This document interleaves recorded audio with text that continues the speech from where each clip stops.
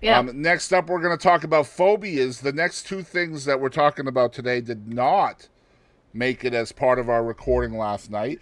So this will be completely new topics for me and Katie to talk about. We're going to talk about shit that scares the bejesus out of us. And this is when all of our viewers are going to be looking at Boston Chris like he's a little weird, because I am. But we're going Uh, to go with Katie first. Let's talk about some of your phobias, Katie. What are they? okay, so I'll start with the two that are like not day to day. One of them is day to day. Um, but okay, so to start out with, I have since I was a child had a phobia of the smell of alcohol, like rubbing alcohol. When I was a kid, I would literally pass out at the doctor if I smelt it, and I'm still like that. Like I will gag. So it's It's the bad. it's just rubbing alcohol, not like regular alcohol, right?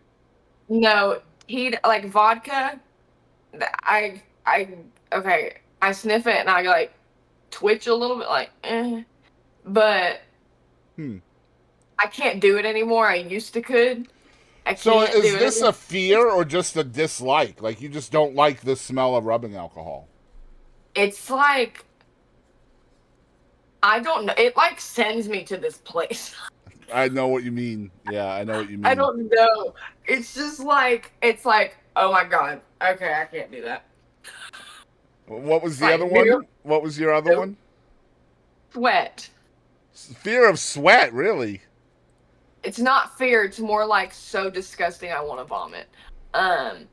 So really, this stems from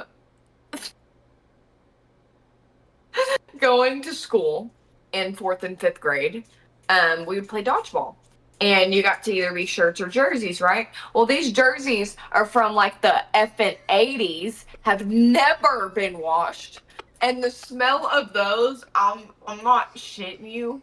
That just scarred me for life. And now anytime I smell sweat, also my mother didn't let me wear deodorant when I was a kid because it wasn't good for you. So I have this phobia of both sweat and smelling bad.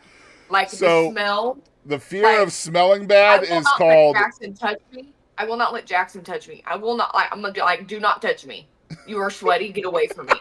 If I am sweaty, I feel disgusting. Like a piece of trash Oh. rolling around in the dirt. That's what I feel like if I'm sweating like So you that. actually have multiple phobias here, Katie. The first one is called bromidrophobia, which is the fear of smelling bad. Bromidrophobia. And then you have osmophobia or olfactophobia as well, which is a fear, aversion, or psychological hypersensitivity to odors. Hmm. Okay. The fear of sweating or being near sweat is called erythrophobia. Okay. So you actually have three phobias in one here, and they all stem from your nose. So perhaps you should stop doing so much work on your teeth and start working on your nose instead, Katie.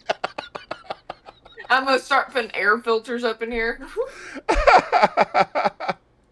That doesn't surprise me though, because a lot of people's phobias tend to be things um, that Sent are from as a kid. that are experienced through one of the five senses, right? Oh, really? Yes.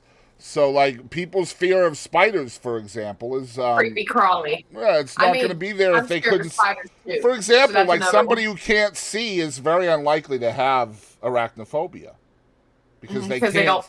Exactly. Yeah. For me, I can only think of two that really, other than like the fear of death or mortality, which most everybody has. I feel. Um, the first one that I have is a fear of bees. Um, Okay. I am terrified of Really? bees.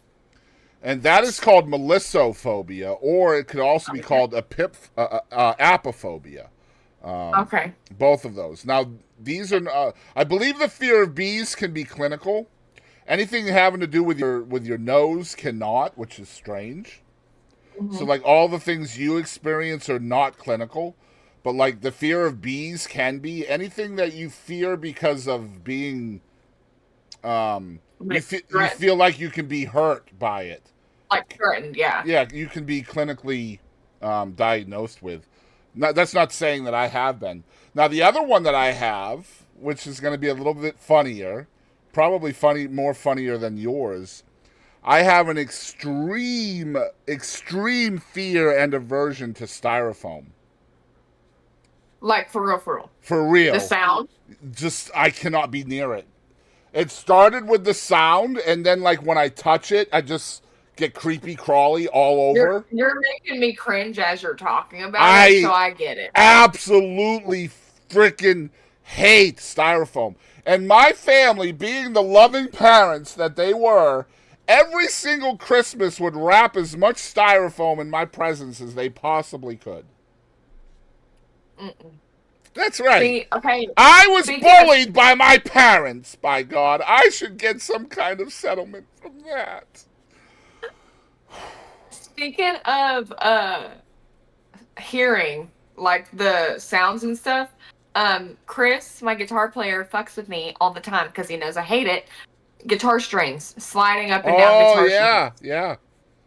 That makes me that gives me like a kind of it's the same kind of feeling that I probably get from styrofoam. Yeah.